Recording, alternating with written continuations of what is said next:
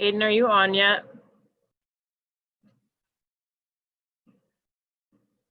That is totally fine. I just wanted to check to make sure.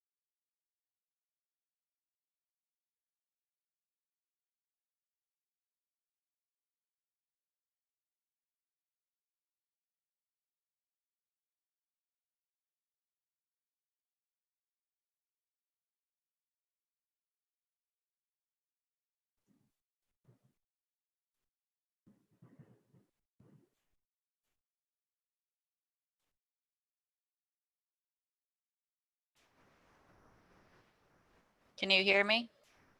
I can. Can you hear me? Mm-hmm. Great.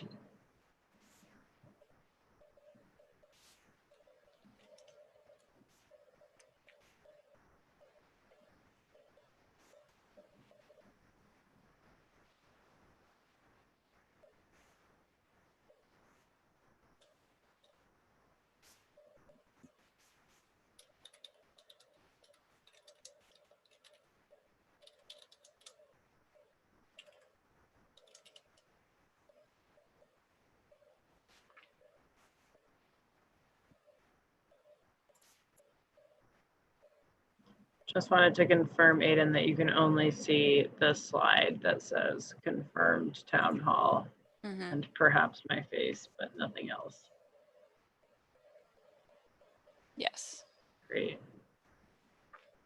I'm gonna watch the attendees to look for panelists.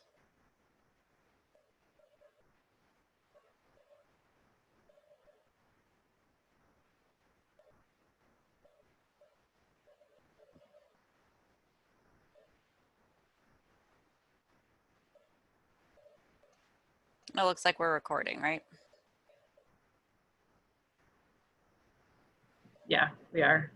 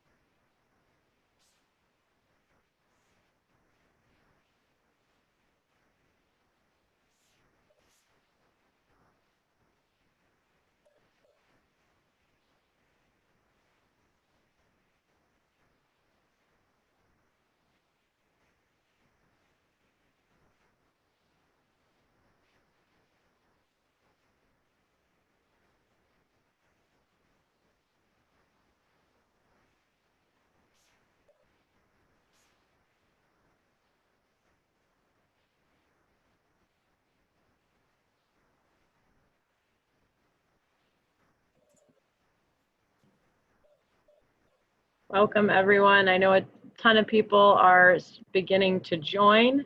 We're so excited to getting started in a couple of minutes. In the meantime, feel free to introduce yourself in the chat.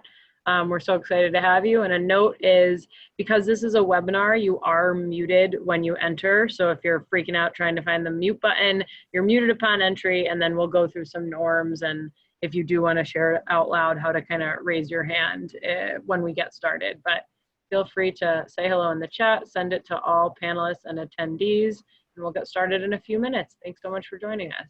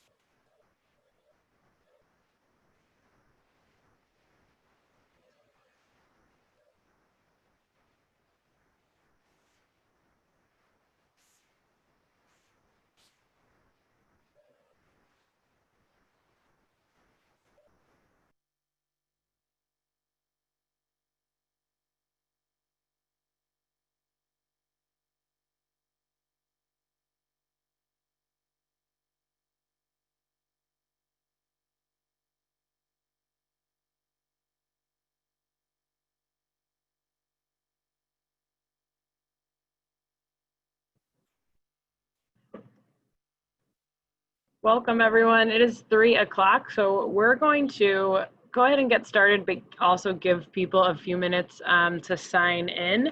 So we know that a bunch of people are in the process of jumping on still. So as we're getting settled, getting ready to go over content, please feel free to chat. We invite you to chat as we're getting closer to the service year. What are you most excited about starting your service year? So welcome. We will get started at 3:05. Give people a chance to log on. In the meantime, in the chat, chat to all panelists and attendees. What are you most excited about as you get closer to starting your service year? We'd love to hear from you as we get ready to get started.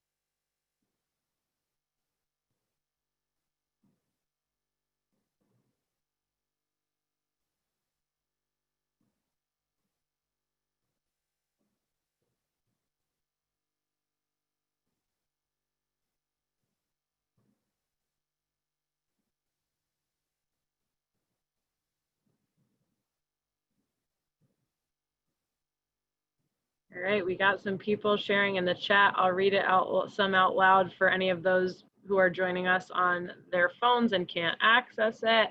We got some people excited, excited to kind of support the youth, which is awesome.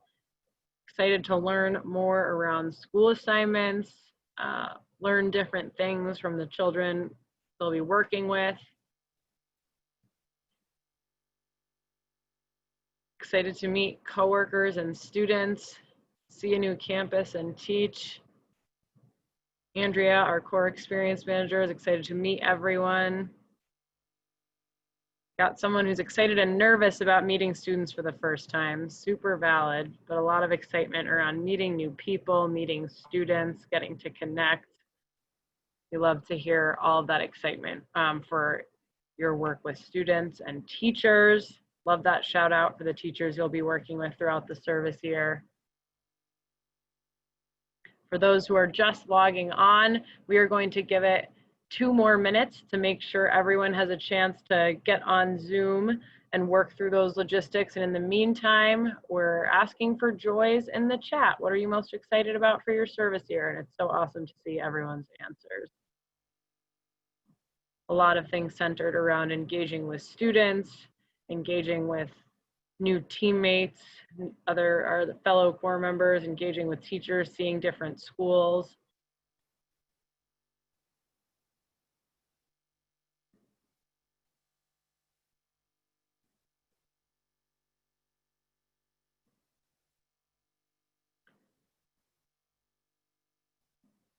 A special shout out from our executive director, Myetie Hamilton, who's logged on with us, exciting to serve alongside our new core. Love it. Definitely noticing the theme of new things, students, people. We love that. That's a big part of City Year, is getting to engage in a new community. That was the theme of our last week, was community. So it's cool to see some reflections on the new community we'll be welcoming shortly.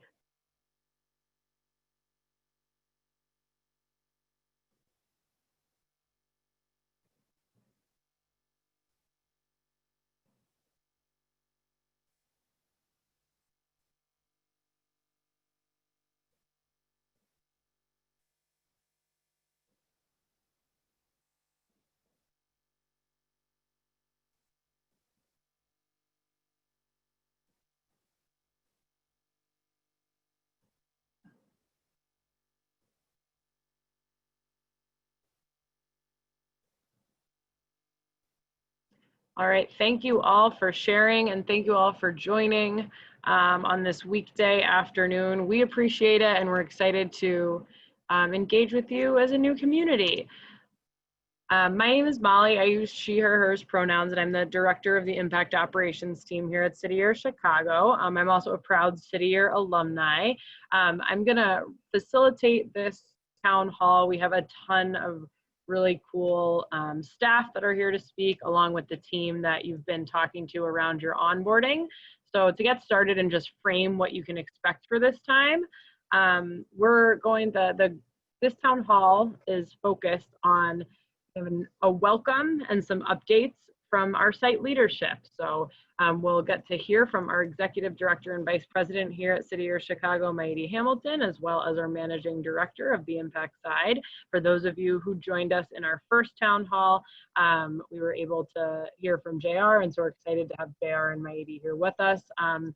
So we'll be providing updates and welcome to the Chicago site. We're also going to talk more specifically about the registration day deadlines. This is something that we've talked about before, but we're going to get into specific details around the logistics on that day. And we'll also, I know some of the chat was focused on kind of school placement, so we thought it would be a good time to review the placement survey and onboarding survey, that process and timelines. And then if we haven't answered any of your questions yet, we'll review some Q&A or frequently asked questions by the end of this. So those are our goals for today. For those of you, this is your second time joining us, welcome back. For those of you who are newly confirmed or attending the town hall for the first time, welcome. And we're excited to answer any of your questions. So to start, we reviewed some of these norms at the top of the hour, but for those of you who have never joined a Zoom webinar before, you are automatically muted on entry. So you don't have to worry about muting yourself, and we'll go through kind of how to ask questions or engage. We ask that you rename yourself on Zoom. One of the norms that we have here is kind of renaming yourself with your specific name that you'll be using with service. and then entering your first and last name and your pronouns. So like I said, my name is Molly Johnson. I use she, her. You can look at my Zoom box as an example, and you can click on the dots in the top hand corner of your square for directions on how to do that. If you do have a question, please use the Q&A function. It should be on the bottom toolbar of your Zoom meeting and have little speech bubbles.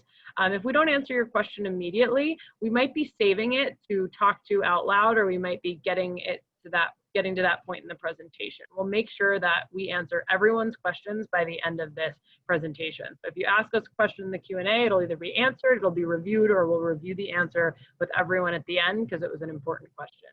If you'd like to answer a question audibly, please raise your hand and introduce yourself in the chat so we'll call on you. There will be specific times where we pause for questions that might be more out loud. You can always pop it in the chat throughout this time. And if you have any other kind of reactions, engagement, introductions, or if you just want to chat with other participants, you can use the chat function. So that's what we were using for the joys at the beginning. So feel free to continue using that if you're interested.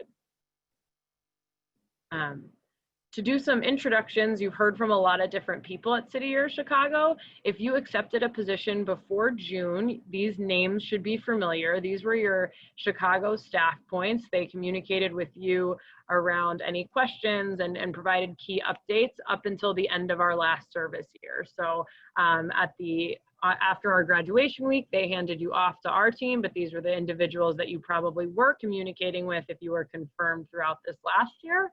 After this program year ended, you're introduced to our team. So like I mentioned, my name is Molly, I use she, her, and I'm the director of the Impact Operations team. And I work with Andrea as well as Aiden and Inez, who you'll hear from later. And we kind of support your transition into service, any critical FAQs along with benefits. We've also got Andrea on our call here today. So I'll pass it over to her to introduce herself. Thank you, Molly. Hi, you all. My name is Andrea. I use she, her, hers. I am your AmeriCorps Member Experience Manager and a proud alumni of City Year Chicago. I served a core year and a team leader year, and I'm excited to assist you all as you get ready to onboard. And then I'll pass it to Aiden. Hey everyone, it's Aiden. It's always good to see everyone again virtually, seeing a lot of familiar names in the chat here. So I use they, them pronouns. I serve as the compliance manager on our impact operations team. So I work really closely with Molly and Andrea to support the core, especially in your transition to service. You've heard a lot from Inez as you've accepted your offers, which is really exciting. And I'm sure you've received many emails from me. Like I said, it's great to see some of those familiar names in the chat. And so yeah, looking forward to continuing to work with you all in this process. I will pass it along to JR. Thank you, Aiden. And my name is J.R. Tompkinson. I am the Managing Director of Impact for City Year Chicago. I use the pronouns he, him, his. And in my role as Managing Director of Impact, I manage the team that is going to be supporting you throughout the year. So many of the individuals here, along with the people who will be managing you and your work directly, supporting you in the schools. And I just want to say, I could not be more excited about next year. I'm very excited to be here today. I know I got the chance to connect with some of you at the last town hall, but this is, you are the reason I am here in this role today. I'm incredibly inspired by the work our core members do. We are about to start a year unlike any other, and I'm excited to go into it locking arms with all of you. So I'm gonna be back with you here in a few minutes, but I also wanna take a moment to introduce to you City Year Chicago's Executive Director, Myetie Hamilton.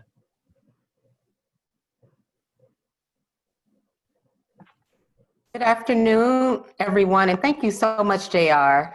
Just before you introduce me, my internet actually kicked me out, so I'm just being transparent. I hope that doesn't happen while I'm speaking. But this is, just an honor. So just once again, my name is Myetie Hamilton. I am the very proud Vice President and Executive Director for City Year Chicago, and I use the pronouns she, her, hers. Though I can't see your faces right now, I feel your spirits. And I've just enjoyed, over the last few minutes connecting with you through your comments in the chat. I want to welcome you to City Year Chicago. I am so thrilled to have you join us. And, what I'm even more excited about is meeting you in person. Personalizing this a little bit more. But for now, just in this virtual setting, I want to share a little bit with you about who I am and why you are so important and why this service here is going to be so monumental for us, for Chicago, for our children, for our communities, and for our nation. So I was born and raised on the South Side of Chicago. I am a South Side girl and a diehard Chicagoan. I love our city. Born and raised by a single teenage mother and incredible grandparents who instilled the importance of service, in my soul, in my spirit, and they modeled it for me day in and day out. And when people ask me why I serve, I always reflect on my experiences in my childhood, being first generation college in my family. My experiences with my grandfather, who was a very strong and powerful and dynamic leader and a union organizer. He was the vice president of a local union, Local 73, which is a healthcare labor union here in Chicago. And so oftentimes I share that my city year experience, my experience with service was modeled for me, in my upbringing and directly in my household. And I saw, in a lived experience with my grandfather, how important it is to advocate for the best interest of those who are not in a room and do not have an opportunity to raise their voice. And also how important it is to not only make a difference, but to make lasting contributions that will make our society better. And this is a big part of my passion and the reason why I do this work. And honestly, why I serve is because I understand, and even through my own lived experience, that talent is ubiquitous and access is not. That we have brilliance in our young people in every community, in every state, and in every city. And I want to ensure that they are elevated, that they are empowered, and that they have the tools and the access to be their very best and show up in this world and be game changers to make our world a better place. So I do this work for our children, I do this for our youth, and I do this because of my belief in you. You are our inspiration. You are the power. You will be the young people who will change this world. I fully believe that. And you are investing your time and paying it forward and giving it back to our future generations. And so this really centers around why I do this work and why I care so deeply. We know that education is definitely a game changer, and every child in every community is entitled to a high quality education and a high quality experience. And so through the work that you will do through the near peer mentoring, through, touching a child's life, through helping them with their homework and helping them with their studies and helping to build their confidence day in and day out. And this will leave a lasting contribution in their lives, not only for them, but for generations to come.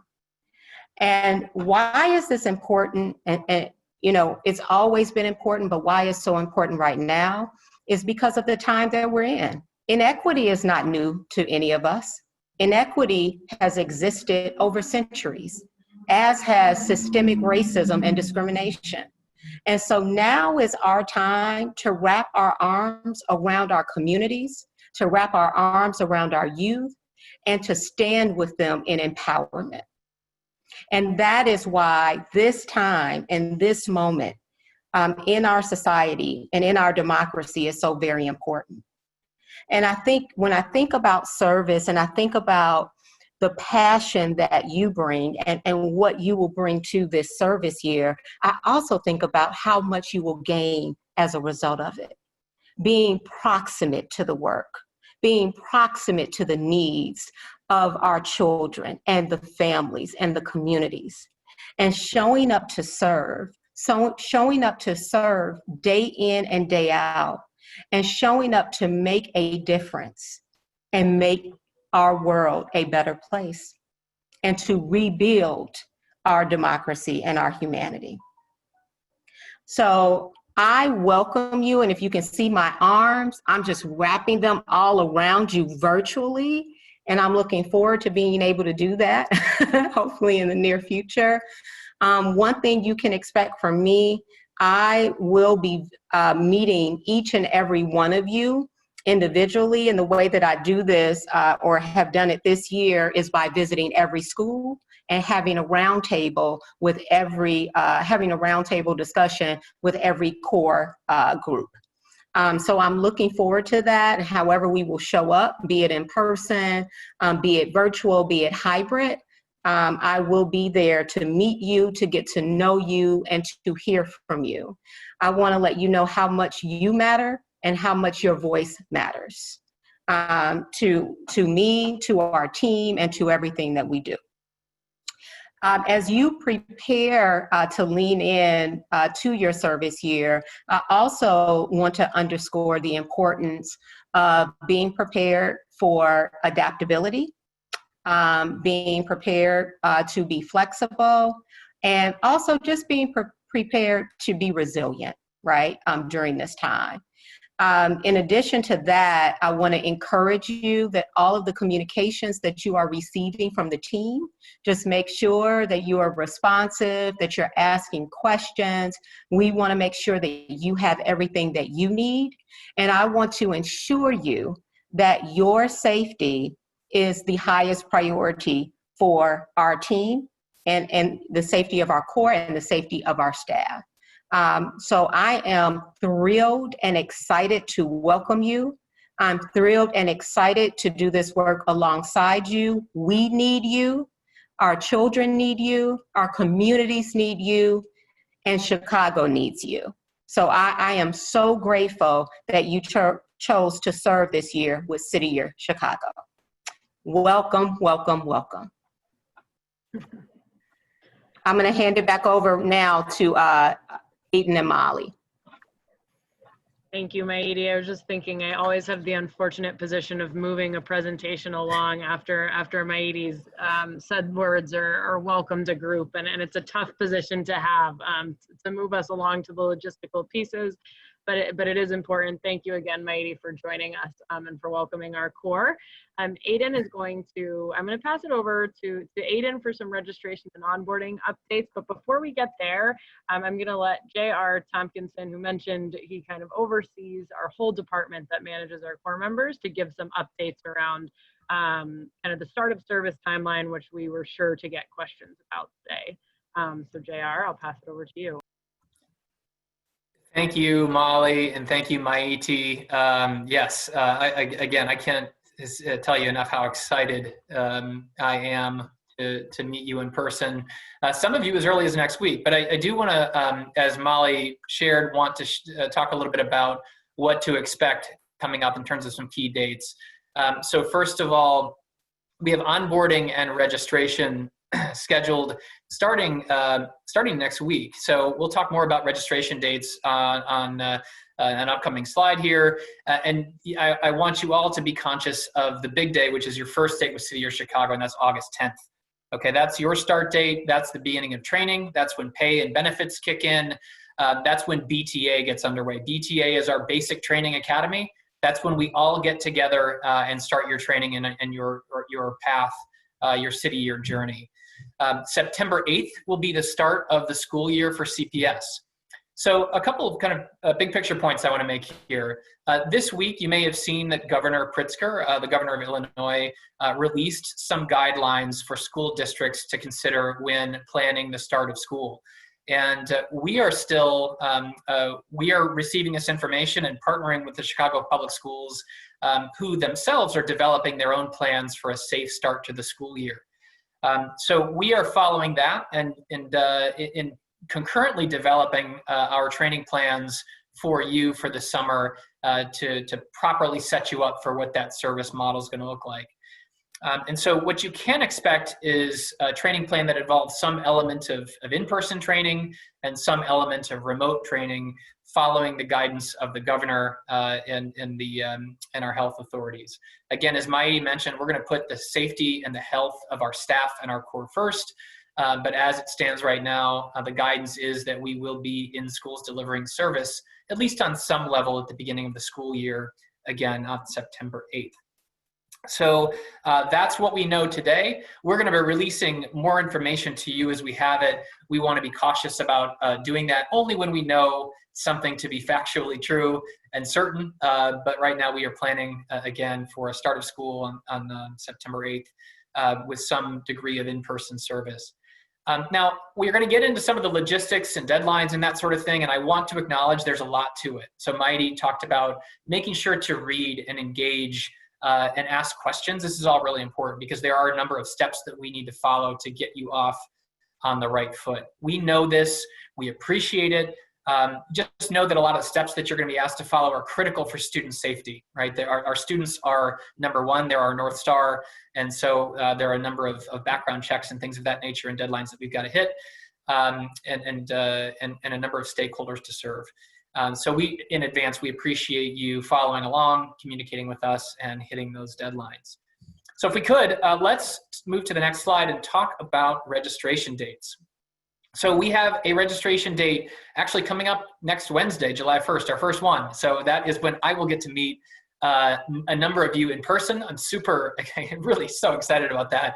But you all have an opportunity have received some communication about this in all likelihood already, especially those of you who confirmed earlier in June. But the registration dates are listed on this slide here. So please take note and be prepared to sign up for one of these dates if you have not already done so. I want you to notice that we have local registration days. So if you're in Chicago already, if you're Chicago based, please sign up for one of the dates in the left-hand column. If you are relocating from another city, another state, and you need a little bit more time, you can register in August, although you're also welcome to get your registration done as early as you can. Now, as far as, let's move forward here and talk about the required time. So when you sign up for a registration date, you're going to be assigned an arrival time on the hour. It'll either be at 10, 11, 12 p.m. or 1 p.m. on your registration day. You're going to receive an email and a calendar invite from Aiden with your arrival time 1 week before your registration date.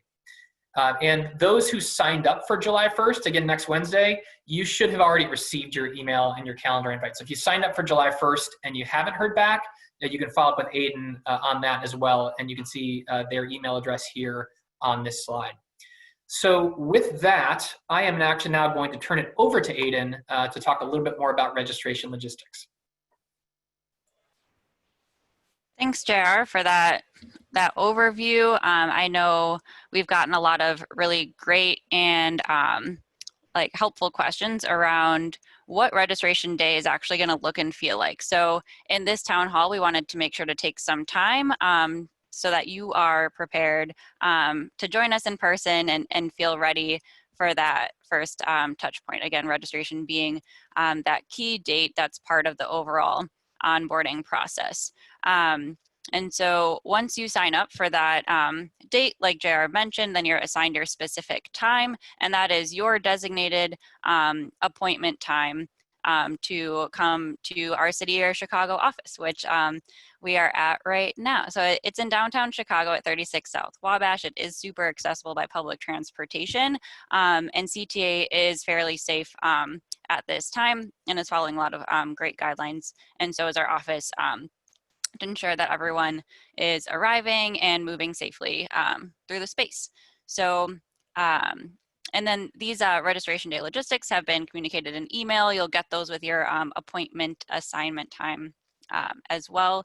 And I do want to just make the plug during this town hall that it's critical to attend that designated time since we're onboarding so many of you over the summer. We want to make sure that you're there in that time and that your onboarding process isn't delayed in any way. So it's super critical to work with us around scheduling, especially if something comes up. As a reminder, during that date, you'll need to bring your 3 required government IDs. Again, refer to that onboarding and registration guide that we've been linking that breaks down specifically what IDs that you'll need, and reach out to me and the onboarding team with any questions if you feel like you don't have what you need.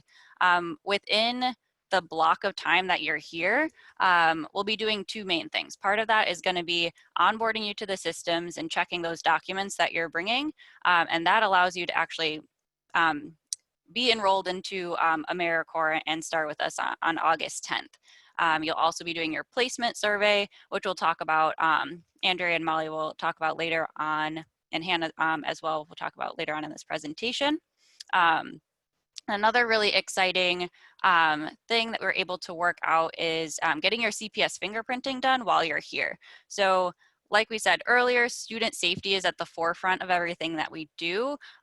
So that's going to be part of that registration day, and that will prevent you from having to do one more background check on your own. So those will be like the 2 kind of blocks that you'll be rotating throughout the office. On the next slide here, there are some additional components that we want to go over so you're prepared for that date.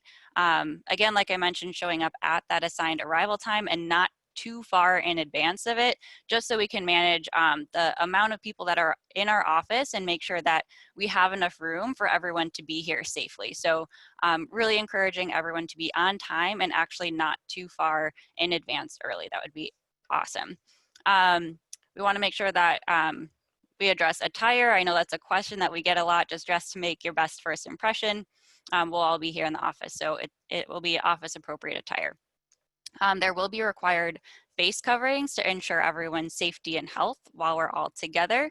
And we will be providing those at the door if you don't have one already. And we'll also be doing a quick temperature check, again, in the interest of everyone's safety as we move forward and working together.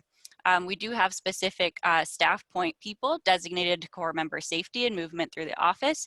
So again, just keeping that at the forefront and so you know what to expect. But yeah, next slide. So like we've been talking about, registration day is part of that overall onboarding process.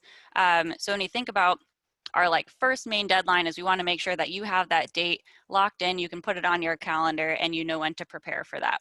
So if you had onboarded or accepted your offer prior to June, your deadline was the 24th. So you should have that already set. I know we have a lot of members that recently confirmed, so welcome, congratulations again.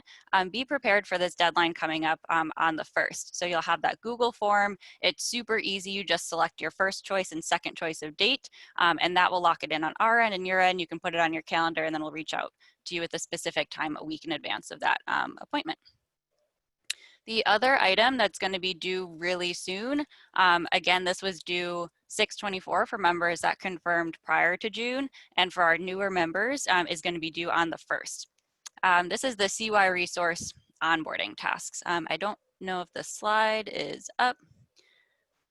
There it is, awesome. And so this is the critical first step that everyone needs to get done by the 1st that actually allows you to attend that registration day appointment and allows all of the other tasks that we'll be discussing to be sent to you. So it actually triggers those once your information is in the system. And so again, these steps are covered in that hiring and registration guide. If you have questions, if you're having tech problems, we know it's kind of a difficult system to navigate. Our team is here to support you. So please reach out so we can make sure that we're working with you to get that done by the 1st. You'll receive some reminders about it as well. And then once those 2 items are done, throughout the month of July, you'll be working on your background checks. Again, student safety being at the forefront and making sure that we're doing our part to uphold that. One of them is the TrueScreen online background check. And then on the next slide, you'll see a quick note about your field print in-person fingerprinting background check. So that's the one for all AmeriCorps members that you sign up for through FieldPrint. It's a separate vendor. You attend your appointment and they automatically send the results to us. So you will need to be doing that one on your own. I'm going to pause here just because we've gotten a few questions about that. So that's a great point of clarity. So as many people have noted, there's two separate fingerprinting processes. One is through Accurate Biometrics and will be taken care of on your registration day. That's for our specific district, the Chicago Public Schools. That's the check that we'll be doing on registration day. There is a second separate fingerprinting appointment. A lot of people have scheduled those appointments already or completed them. And if you haven't, please begin that. That's the deadline that Aiden's reviewing right now. And that is a second fingerprinting process that you will also need to complete. This is why, again, we all like to acknowledge, and JR acknowledged at the beginning of this with Aiden, that we recognize it's a pretty tedious process of background checks in the interest of student safety. Chicago Public Schools specifically adds that extra layer of a second check. So we appreciate in advance all the steps you're taking to make sure you can serve the students. But to answer all of those questions, yes, there are still two different checks. So if you have a field print appointment, you should keep that appointment. The registration day just prevents a second appointment from needing to be made. Mm-hmm. Thanks so much, Molly, for checking on that Q&A. Super appreciate that. The last deadline that I'm going to hit on is the TB test results that are due. Again, this is a CPS student safety requirement. And so by your start date on August 10th, we will need the results for that. So a quick breakdown, if you haven't gotten a TB test before, essentially you can either do a walk-in or make an appointment at a clinic to get the TB test administered, and you usually have to go back to get the results read within like 2 or 3 days, and they'll provide you with a document verifying your results, and that's the document that you'll need to send us by the 10th. So I wouldn't wait up until the last minute for this, especially ensuring that you can get into a medical facility with social distancing guidelines over the summer. But we'll need that results document by the 10th, and you can take a clear photo of that and just send it directly to me. And again, this will be within all of the onboarding communication that we're sending out. So if you have lingering questions about background checks and the onboarding process, I'm sure we'll get to a lot of those in the Q&A section. But for now, I'm going to turn it over to the placement survey team to give some exciting information about how that process will work.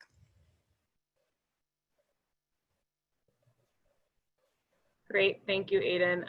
We have some questions around TB tests. So before we move on fully, definitely want to get those answered. One of the questions was, how recent does our TB test have to be? If I've had one within the year, will it be okay? I'll pass that to you, Aiden, for that question. Yep. That's a great question. So CPS requires the TB test results to be dated within 70 days of your first day with students. So I can't do that math in my mind right now, but a year would be a little bit too old of a test. So within 70 days of your first day with students. I'm seeing questions about sending in your results. If you have concerns about that, send me just like an email separately so we can work out something that accommodates your specific concerns. Again, awest@cityyear.org. Great. And that first question, someone was asking if it's a one-step or two-step. Two-step means that's the one where you go back and get the results read. Aiden, just a clarifying question. It's okay if they say, let's say I'm going to take a test, I take my test now, and then I bring in my results to registration. Would that be an okay scenario? Yep, absolutely. We can accept the results anytime before 8:10. It can be that physical document if you want to bring that into registration day and not send it over email, that would work. Thanks. All right. Thank you, Aiden. And again, thank you all for communication. These questions are great. We recognize and don't expect for you to immediately be able to take part in all the steps or have no questions. And the biggest takeaway, as Myetie said, and JR and Aiden, is open communication, and we can support on anything that you might have concerns about. We know that there's a lot of things up in the air the current COVID environment. And so we'll do everything we can to make sure this long process is as smooth as possible, but we just ask for that communication in advance. So thank you. And on to what we have a lot of questions about, which is the placement and onboarding survey, which talks about kind of the school partner placement process. To get us started on that, we are so lucky to have with us Hannah, who is our Director of Impact Analytics and runs our placement tool, that will give some background around what the process is of matching you to school placement. So Hannah, I will pass it over to you for any more intro and then those slides. Great, thanks so much, Molly. So excited to be here. I saw the participants, I've seen some of my buddies already, so really happy to be here with you all. We'll go to the next slide. I use she, her, hers pronouns. I've been with City Year for about 2 years now. And like Molly said, our team is in charge of running the placement tool that helps to inform your school placement. So wanted to give you a bit of an overview. So City Year strives to create diverse and balanced teams. So we take into consideration, a mix of unique perspectives, backgrounds, and experiences that will enable each team to better support the diverse needs of the students at the school where you're serving. So throughout the placement process, we look at a variety of factors. We look at your tutoring skills, your past experiences, partnership fit, optical location and commute, as well as some other factors including language abilities in order to place you at your school partnership. And because City Year considers many factors in addition to your location, you can't be guaranteed that you'll necessarily be placed at your school preference, location, or even with your preferred grade level, because we really are striving to meet the needs of the students at the schools where you're placed. You can hit the next slide. So the first step in the placement process is that you will complete the onboarding and placement survey. So that will happen on your registration day. So one of those dates that you sign up for. When you come in that day, you'll take the survey while you're there in the office. And that way you'll have an opportunity to provide communication around your preferences for a variety of different placement factors. You'll be able to provide your interest in a specific content area, specific grade level. You'll be able to share your language abilities. And then we'll also at that time be collecting your address, and that's what's going to inform your optimal location. So what our first choice of an address would be the address where you're going to be living for the duration of the SY21 school year. So if you know where you're going to be living, if you could provide that address at that time, you'll indicate that yes, you can, and you'll provide that address. If you don't have that address at that time, that's okay. And if you're still considering staying at home, if you're in the Chicagoland area, if you have a permanent address where you plan to be residing at least for the near future, you can provide that address, and we can also base your placement around that address. But if you don't have either of those, you can indicate that no, you don't know where you're going to be living yet, and you can indicate a neighborhood that you anticipate living to if you also have an idea of what that might be. So what we will do is we'll try and use one of those 3 locations to optimize your commute. And if you don't have any of those, then we can provide you with a school placement based on all the other factors independent of an address. And if you, at the time when you come in for your registration day, you don't have your address, but you find out your address a couple of days later, you're going to receive a frequently asked questions sheet with my contact information, and you can always reach out to me to update your address. We won't run our placement algorithm until the first week of your basic training academy, so you have time to solidify your address, and I'm happy to go ahead and update our records for you. So you will receive a school placement during the 2nd week of Basic Training Academy. So that's after the 17th of August. It's a very exciting day. All of our schools are wonderful. The communities we serve in are beautiful. And because our schools' budgets are not set until over the summer, and we won't have exact team sizes, we won't be able to finalize placements until that 2nd week of BTA. So there's a little bit of a delay in that process, but you'll get plenty of time to build team with the rest of your cohort, and we look forward to taking into consideration all your wonderful talents when we're making your placements. Thanks so much, Hannah. Thanks for sharing that tool. It's a huge undertaking and is a really cool tool that does everything it can to kind of optimize a best fit placement. Fun fact, it was developed by a former core member that served in City Year Milwaukee and then joined our City Year Chicago staff right after. I always forget about that. That's awesome. Thank you for sharing that, Hannah. Yeah. City Year alum Chris. Yeah, so that should give you some clarity about the how and also the timeline. I know that that's something that I was wondering when I was a core member. So you won't receive your school placement until that second week. So again, that's why on all of our housing information pages and suggestions, we suggest that you kind of choose your location independent on those school placement considerations. And like Hannah outlined, we just want to reiterate those 3 options for the registration day.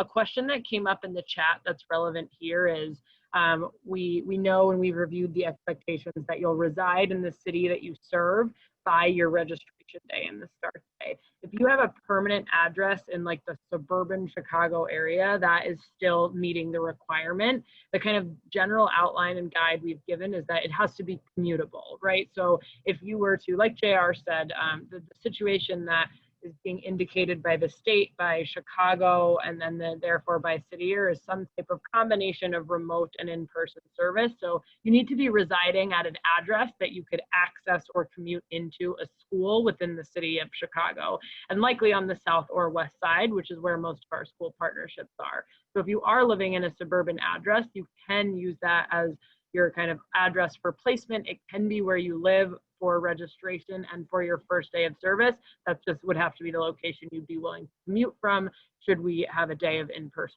training over the summer or starting in September. So we get that question a lot, and that's one that's relevant to the placement and onboarding survey as well. For a few more details about items that will be found on the placement and onboarding survey, so like Hannah mentioned, you'll complete this on your registration day during that 15-minute appointment. So while a staff member is completing your verification and your documents in our systems, you'll be taking this placement and onboarding survey. It has questions on the factors that Hannah mentioned for school partner placement, but it also has questions around core support, familiarity questions for living and serving in Chicago. And it's also where you'll record your uniform sizes, and it gives you the ability to opt in or out of the one-time relocation payment for core members coming 50 or more miles away. So for uniform sizes, you'll meet the 4th member of me, Aiden, and Andrea's team, Lisa Smith, who will have uniforms on display for you to visually estimate sizes and then record. For obvious reasons this year, we're not sharing items for try on, but you'll be able to look at sizes and decide and order those uniforms. And you'll also be able to opt in and out of the location payment. We do have a guide for our placement survey. So on the day of, there will be a lot of details reiterated around these questions. And then some additional fun timeline information. So like Hannah mentioned, you won't get your school teams until the 2nd week of our basic training academy. So during the week of July 13th, is kind of our month out benchmark for before your basic training. You'll be connected to a team leader and an impact manager. So some of you who were on the last town hall or were connected with team leaders as staff points were able to meet some of our 2nd-year core members who lead teams through the service that they took part in. It's a 2nd-year option, and an impact manager will be your supervisor.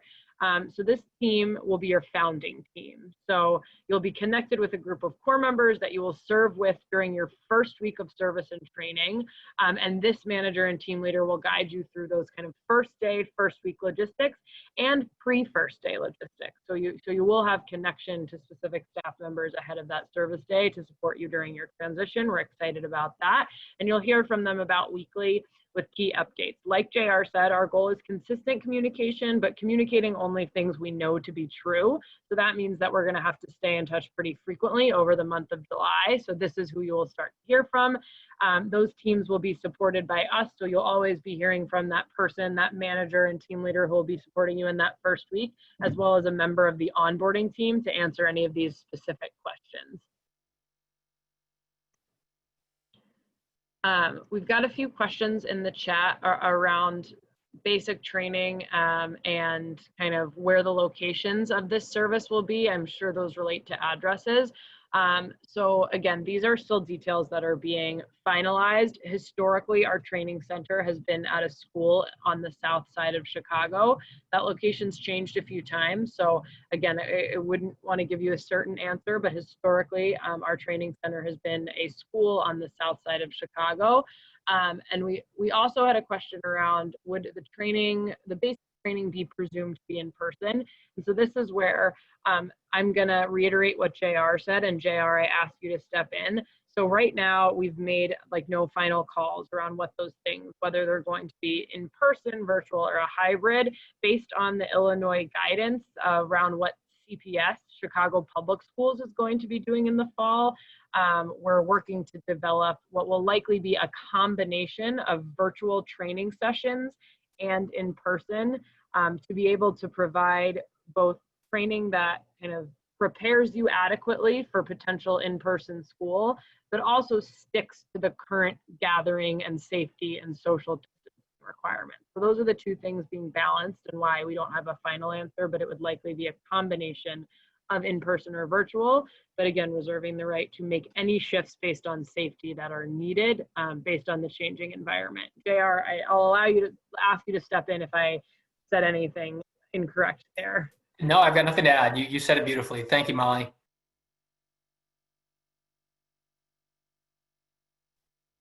Then I'm going to pass it over and introduce Andrea, who can speak a little bit about the resources and support specifically around relocation. We know relocation and housing is another main point of questions.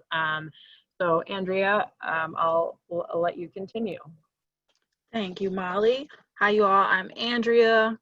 So just to talk about a couple relocation resources we have. So if you are on our Facebook group, the SY2020, SY2021, ooh, that's a mouthful. We have a roommate survey that we put out. While we don't help find you all housing, we create this survey every year, so it is easy for you to list your interests and a little bit about yourself so others can find you as a potential roommate. So we say use this resource and respond to it. It's found on our housing page linked above, and also leverage the City Year Facebook group. Great way to find roommates or other resources.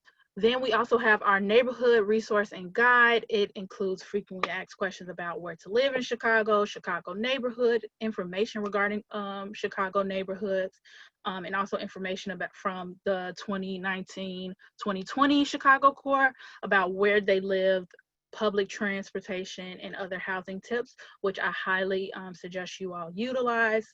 Our core knows best, and it's great to hear from them and utilize some of the gems that they've passed on each year. So make sure you are connecting on the Facebook group and also using our CYChicago.com page as well. And we can go to the next one. Cool. And then relocation benefits. This is where me and Molly work together on. So if you are relocating 50 miles or more to serve this year, we welcome you and we thank you for taking the challenge to serve at City of Chicago. You'll be able to opt in to receive a $500 pre-tax one-time relocation payment. This will be processed with your first paycheck in August. You'll be given the opportunity to opt in on your registration day, so make sure you're signing up for those.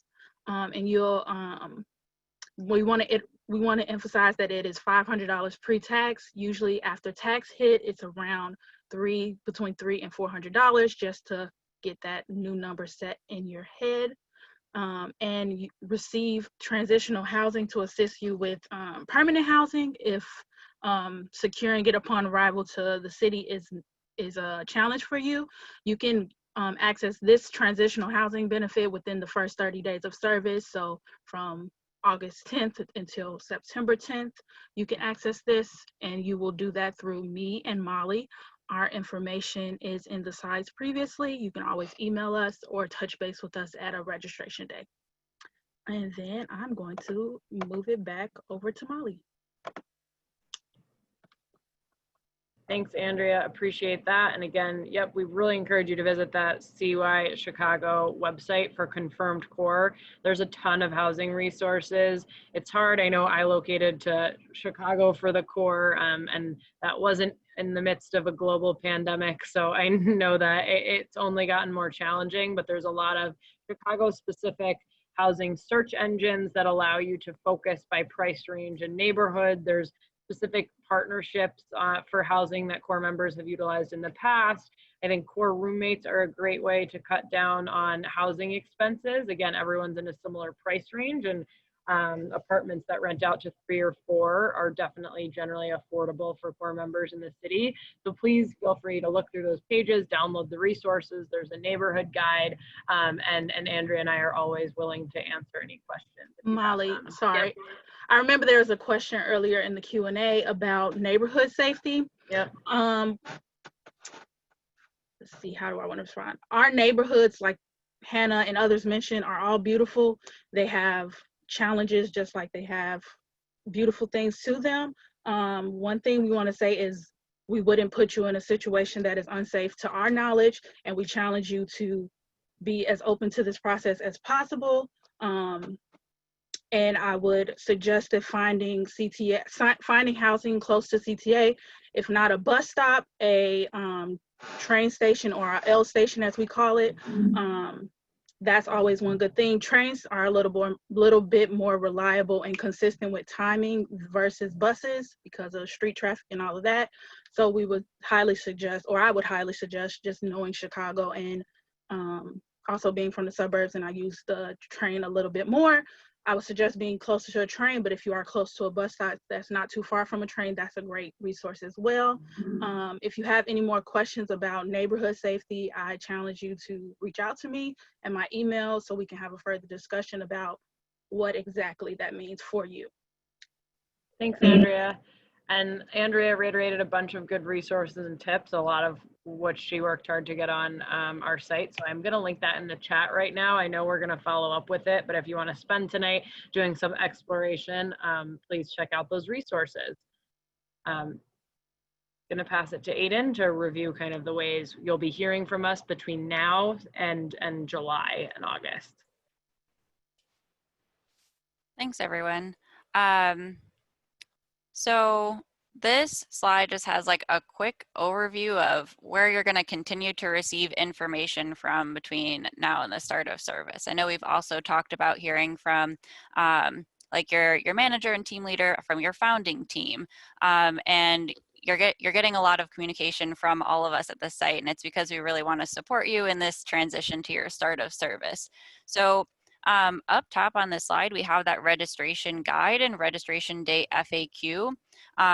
So whenever we're helping you work through this onboarding process, we're always going to link you back to that registration guide. It really clearly breaks down all of those specific steps and instructions with each step of that process.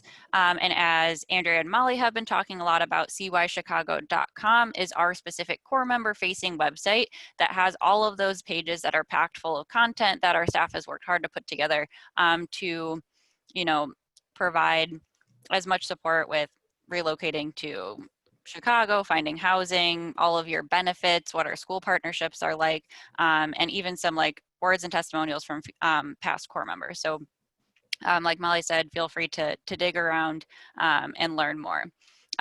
At the bottom, these are 3 key emails that you'll receive a lot of communication from. CY Resources, that original onboarding information, background check at cityyear.org is what gets triggered to you once you complete that. And then most of your remaining site being City or Chicago specific steps will come from me, especially around like your registration day and approaching that and scheduling and all that good stuff. On the next slide, we've kind of broken down who are your go-to people based on topic. Our team, we all kind of specialize in different things throughout the rest of the year, and we all have very different knowledge and ways that we can answer your questions. So anything related to benefits like your AmeriCorps member, loan forbearance, relocation support, housing. Andrea is our expert on that.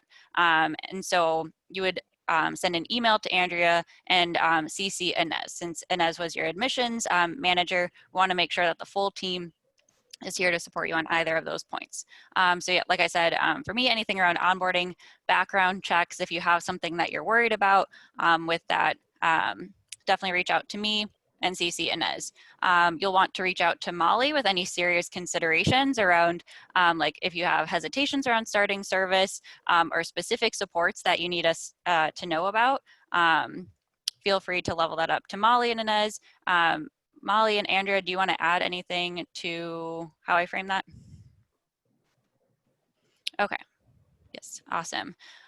So with that said, I know we're at 3:56 right now. We're going to continue to hang out on the call to answer your questions. I do see one in the Q&A box. So we will just kind of open it up for Q&A. Feel free to type them out in the webinar chat or use the Q&A function. And then we'll make sure that the right person can answer your question. So I'm going to open up the Q&A right now. Can answer the one in the chat. Oh, so perfect. I see one in the chat about moving. Will this disqualify you? Molly, correct me if I'm wrong. This will not disqualify you because you're moving from another state to Illinois in a commutable Illinois city. You're still qualified for that. And I think it was a second part to this. Hold on one second. Yep. Yeah, that was regarding commute in the different parts of the city. Yeah, the Yeah, address, the address for relocation benefits for clarity is like when the address we cross-reference, you're able to correct it on that onboarding and placement survey, but the address is from the location you were recruited from to come to the city. So if you were moving from somewhere to Chicago, regardless of kind of the different timelines of that for city year, that's what's reflected for that opt-in relocation benefit. And the reason we give you the option to add a different address is because sometimes, say you went to school in Chicago, but then moved when that's where you were recruited from. I might be frozen. I think we're back. Sorry, my computer just froze. Like if you moved back and forth from Chicago City School, but to your parents' house and then back, that's why we allow you to correct it, because you're still moving from another location 50 miles away back to the city. So again, for those specific questions, you'll mostly qualify. And then I think there was one around it was the commute time. Yeah, north being, so this specific one was about being in the north side of Chicago versus west and south. Just with the experience of being a core member, and also with the context of like I didn't live in a city, it is a little bit more, it's a little bit easier to commute from west or south side versus north. That could be traffic is one thing, but also there are more train and bus stops in the west and south side versus the north side, and the north side train and bus stops can be a little more in rush hour based and not periodically throughout the day. So that's another thing to add to that. I would just suggest just being in the core, and also hearing from other core members that have been in the core, I would suggest being on the west or south side for transportation primarily, and transportation accessibility. So yes. Yeah, and if you do choose to live on the north side, it's helpful if you just live, like they were saying, like right off of an L stop, because some of our schools are, you can zip down pretty quickly too.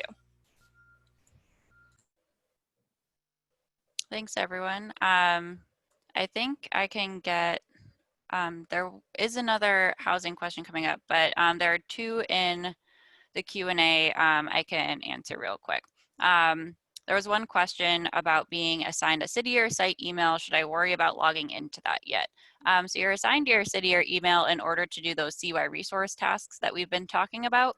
But once you complete them, you actually get locked out of that system until your start date. You won't need that city or email for anything until your start date. We'll continue to reach out at your personal address. Yep, and we'll activate the other one on your first day. I have another question that's super interesting, and I think I would also defer to Molly and Andrea, having been core members, to build on this. Someone asked, as far as uniform requirements go, do we have to cover any visible tattoos? From what I've heard, no. Unless Am I muted? Oh yes, sorry. I would say no. I don't think this was a requirement, or has been a requirement, at least when I was in the core a couple of years ago. So no, you do not have to cover any visible tattoos. And yeah. Yeah, I've never been asked that directly, but I've never seen that as a policy. And in my memory of being a core member and a manager, that has not been the case. The only thing I can think of is if you had a school with that specific rule for students, sometimes our core members kind of align with expectations in order to model things for students. So that might be like an ask of a school partner, but that would be something more in September. As an organization, we don't have that policy. Great question. And I think just keeping like, when we say like matching the environment, like if it was something like violent or something that wouldn't be appropriate for your second grade students to see, that would be a consideration.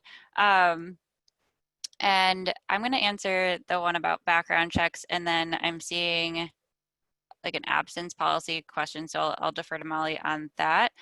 So this one says, is there a confirmation notification that the background check went through successfully for TrueScreen like there is for the field print process? So essentially, if you don't hear anything, that is good news. And we will reach out to you specifically if we're seeing a flag in the check. So we get daily updates with that, and it will flag like if for some reason it's not being like processed in a timely way. So we'll reach out to you. We are monitoring that on the back end. Those are just results that can't be shared out. Let me see what else. I can answer the housing one. Okay, that would be great. Thank you. So in the chance, or if by the way you do not have a address that you will be living in for the duration of the service year, please stay in constant communication with myself and Molly. We will there are some supports like I spoke about earlier, the transitional housing support that could assist you with that, but me and Molly will be your best point of contact to keep us up to date with your status, your updates, all of that regarding housing. We're your go-to people. Yep, great. And then we can connect you to like roommates, because if everyone's connecting to Andrea and I about the same issue, we can then support people in finding roommates. We've often done that at registration days. If you're just thinking like you can't find permanent housing, but you're living in like a suburb or still staying somewhere, and again, that's what Hannah talked about on the placement survey. There's different options for placement. Aiden, I'll address the sick days one now. So this is a great question and definitely touches on something that like the policies are still getting finalized around, similar to most workplaces, I think. So if a core member contracts COVID specifically, how would this interact with kind of like sick days, suspension of service? There was also a great question earlier around like, do we have to get COVID tested? So I'll answer first around kind of just like different testing policies and requirements and exposure. So right now, we're not mandating everything. We're aligning with the best guidelines from reliable agencies. So for example, to do with, oh, do I have to get a test? Not specifically for city year, but we are gonna ask and try and monitor that. If you fall into a category of someone that should get a test, so you might have been exposed or you're experiencing symptoms, we can definitely work with you to make sure that that's something you are following through on. And then as it relates to kind of the intersection of COVID with our policies, we're still actively figuring it out. What I can answer is what happened last year when COVID interrupted our service, which can hopefully predict a little bit how we're able to act next year. But I'll answer that without guaranteeing it, because what we're still learning is from our stakeholders like at AmeriCorps, what exactly are the flexibilities we're gonna get again. So last year during a COVID environment, so when we shifted to remote service and when we entered kind of this environment of a pandemic and of this kind of communicable illness, our core members were granted like entire flexibility around sick days specifically. So they were given kind of the flexibility to be suspended with pay, which was new. And they were also given kind of additional days off for anything that related to COVID-19, which is similar to core and staff. That sometimes is in contrast to the way we have to operate at city year as it relates to accruing hours. So with City Year, in order to get the Siegel Education Award, which we talk about a lot, so that education grant, that's like thousands of dollars to go to school, you have to acquire 1,700 hours. And those hours, the only way you can accrue them is by doing service. Days off, even if they're unlimited, are never going to be time you're able to accrue hours. And so sometimes we have to balance the unlimited days off with needing to accrue hours. Again, last year in this COVID environment, we were given a lot of flexibility around hours accrual because there was this recognition from the government of we are in a unforeseeable, unforeseen, totally different time. But we're not in next year's service. We don't totally know what those guidelines will be. We'll learn those at the time. So the best thing that I can say is, like we did last year, we'll do absolutely everything to provide the super reasonable flexibility that a core member would need given the COVID-19 environment, but it is still something we're learning about the flexibility we'll get with AmeriCorps and with that hours accrual. So it's definitely something you'll be hearing our team talk about for probably all of next year, is kind of balancing all of those different stakeholders. But that's a great question, and it's an important one, and if we'll continue to support those concerns. I'm going to give Andrea the CTA question, or CTA versus CARS. Hello. So like I said before, I was a core member and I also had a car, and I also opted into CTA. So, but that's just because, as my team know, I am very frugal when it comes to money. So if there's an opportunity for me to save a dime, I will. Determining whether car versus CTA is best that's a personal choice. I would add that you have to think about the gas that you're going to be using every day, because you're going to be expected to commute to these every day. Also, are you living closer to a CTA? Is it just helpful for you to hop on the CTA without moving your car because of city parking? City parking is a beast. Check into it if you have a car. Reach out if you have any questions. So that's what I would think. I was also privileged to live at home. I live in the suburbs, so not driving was not an option for me because there's a different bus system in my suburb versus the city. So for me personally, I had to drive, and I was also fortunate enough to be able to afford the gas that I was required to drive. And I also had a child, so that was you see, my personal reasoning for driving is very specific to me. So if you want to think some stuff out, ask me for advice about your personal situation, I will give it to you. You can reach out to me, but ultimately that is a personal choice that I will leave to each individual to think about, but I have no problem assisting with the process if you just want some things to think through. And then the other one was uniform pieces. Uniform pieces are unisex. The one piece that, the button-ups or Oxford, so button-up shirt, collar shirts, they go by straight fit and tailor fit, which the old term for those with like men would be straight fit, women's would be tailor fit, but they go by straight fit and tailor fit now. So just to keep that in mind, everything else is t-shirt, unisex size. I think that answered it. Yep.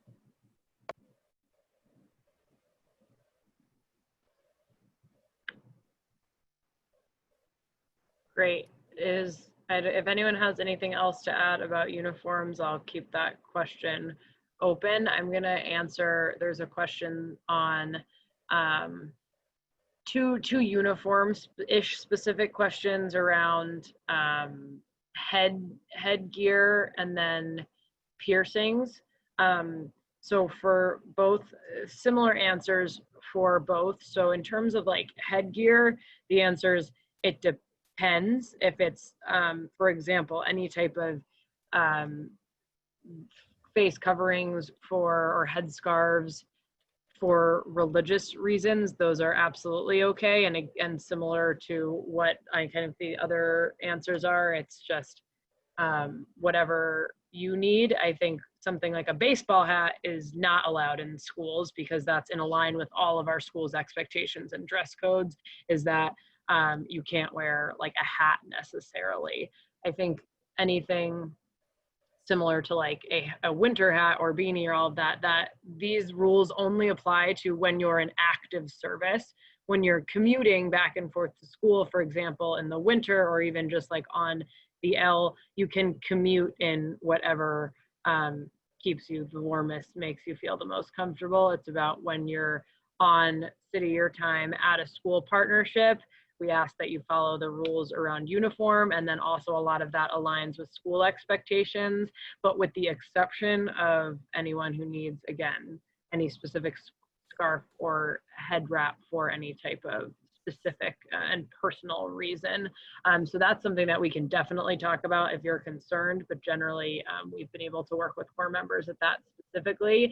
And for piercings, very similar answer to kind of what we landed on with tattoos. We have no specific rules anymore around multiple piercings. I think that was something when Andrea and I were core members that was different, but we definitely shifted for that. And so again, for like specific piercings, I think remembering what the environment you're in and what might be appropriate, again, for like a school where most of you will be serving in schools that have everyone from kindergarteners, because there's no such thing as middle schools or elementary schools in Chicago. Most of our schools are K-8 outside of high schools. So again, like keeping things like piercings for what's appropriate for students, but we don't have any like specific guidelines around multiple piercings or facial piercings in terms of like our organizational policies.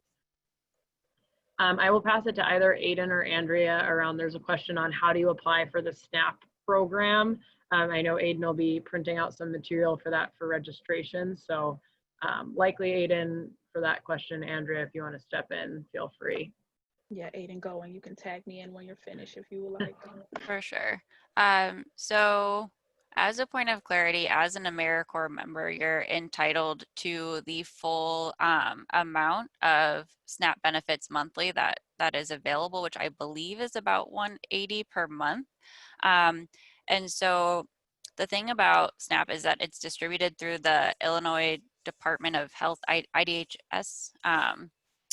Well, you have to go to a DHS office. So and like actually like apply through there. That's not part of your city year startup. So we give you a document that verifies that you're an AmeriCorps member at City Year Chicago. It verifies your start and end date, and it verifies your biweekly stipend, and that should not be counted in your application. It has our City Year Chicago contact info, and your DHS representative often reaches out to us to verify that you're with us and that you're entitled to this benefit. But it is an independent application process that you need to navigate on your own. And so since it's appointment based, one thing I could recommend is that like if you are in Chicago, even if you haven't started service yet, you can start looking ahead and maybe trying to schedule one of those appointments, seeing what their office availability is like. That's something I know a little bit less about, but I could envision being impacted. I want to turn it over to Andrea because I know you've had some more specific cases supporting on this. I wrote down some notes. Mm-hmm. One thing, just for going through the process, I would recommend doing everything online. And I believe right now, DHS is only doing phone interviews. So I would, even if they do open up it face-to-face, I would recommend phone interviews. They've been calling people back because of the current climate of the economy within a day or two, which is usually, this is much quicker than normal. So I would opt for a telephone. Also household.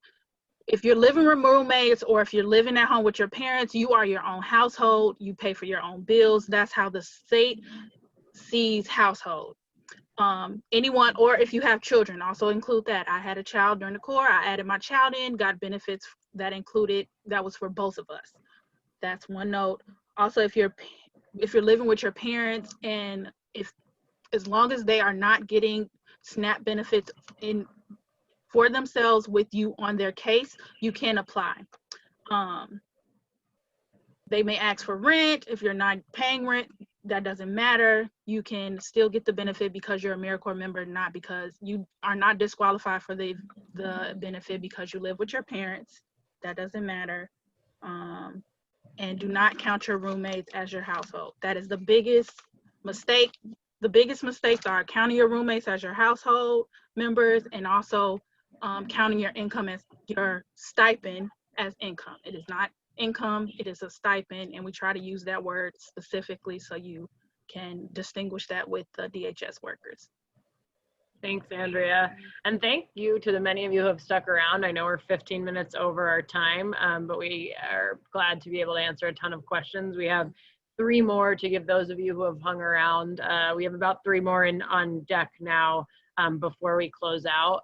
The 2 I'll take is another great question. So assuming that we'll need to be wearing face coverings for in-person service, will we be provided them as part of the uniform, or will we be expected to have them? So this is something we are just started to evaluate, or we've been evaluating, but are just beginning to act on. So since we got the recommendations and saw the Illinois governor's recommendations that all people in schools would be required to wear face coverings, we can now move forward with our goal of providing them for corps members. So that is the goal, but we don't know for sure yet, and we're still working out obviously when they would be able to get here.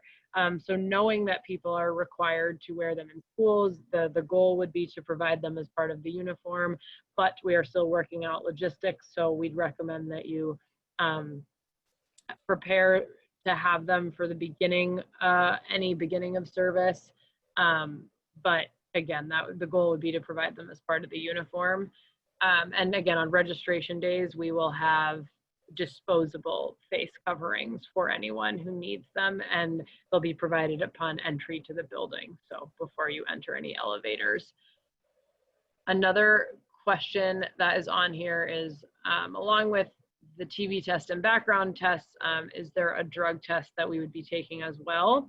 This is a good question, and it's actually, if the specific policy around drug-free workplace, if you're interested, is in your member service agreement in like one of the really detailed paragraphs that you probably signed during the workday tasks. But City of Chicago is a drug-free workplace. This is similar and the same as any kind of workplace where you are working with a vulnerable population, in our case, students. What that means in our case is that there's no prescribed drug test on entry to our program, but we reserve the right to drug tests. So that is the specific policy. Again, it's because regardless of the state you're working in and whatever rules, we're working with students. So it's a drug-free workplace when you are serving at City or Chicago. And so that right's reserved, but we don't do that on entry to the program. I can jump in for some of the other questions. We have a question about, is there anything to know about the stipend regarding taxes? Your stipend amount will be taxed, and you fill out your tax forms on your in your first week of service and elect into that. So your stipend will be taxed, and then at the end of the year you get your W-2, sorry. If there's an additional follow-up, feel free to put that in the chat. The other question that I'm seeing is around registration day, and this could apply to like any documents that are required, but I'm seeing a question about what do we do in terms of getting a new social security card. This is going to be that process of looking up your state-specific government administration site and whatever they have in place for like if you're supposed to like start something online versus go in person. So look up your state social security administration and begin that process ASAP, just in case that takes a long amount of time. So again, that's something that you would do through them, and that's going to be a state by state specific thing. So I can't speak on the exact process for getting your social security card. And I would, if you could send me an email about that, just so it's on our radar and we know that you're waiting on that document, that'd be helpful. Lastly, I'm seeing a question about how often do we have to renew TB tests and fingerprinting? I did both earlier this year and was wondering if I can use this documentation. So again, the TB test the results need to be dated within 70 days of your first day with students. So if you have a document that says that you've been cleared and it's from before we like rolled out this announcement. If it's recent, you can use that. If you've been fingerprint-based background checked for another organization, unfortunately, that does not cross over. City or AmeriCorps and CPS have specific background checks that are run, and all members, regardless of what they've done for other organizations, still need to move through this same clearance process.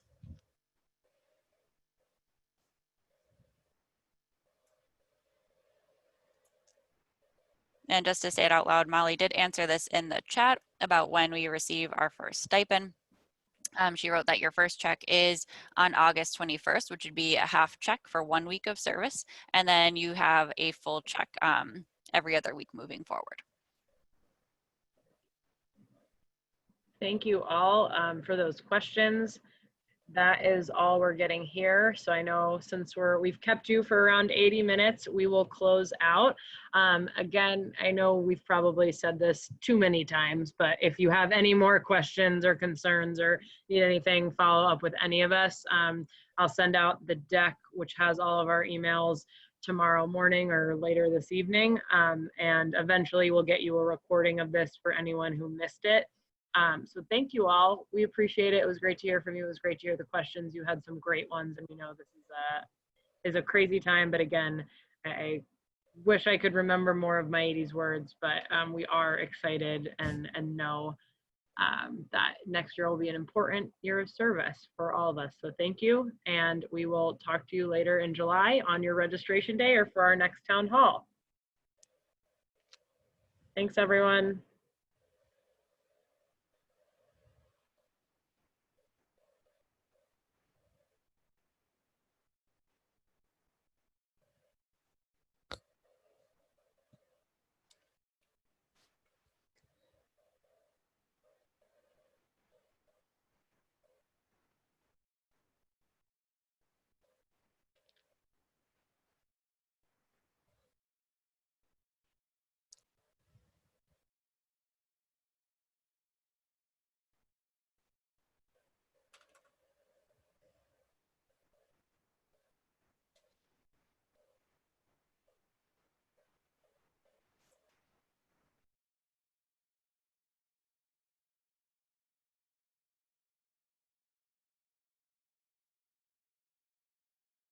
Bye, Andrea. Thanks for popping on.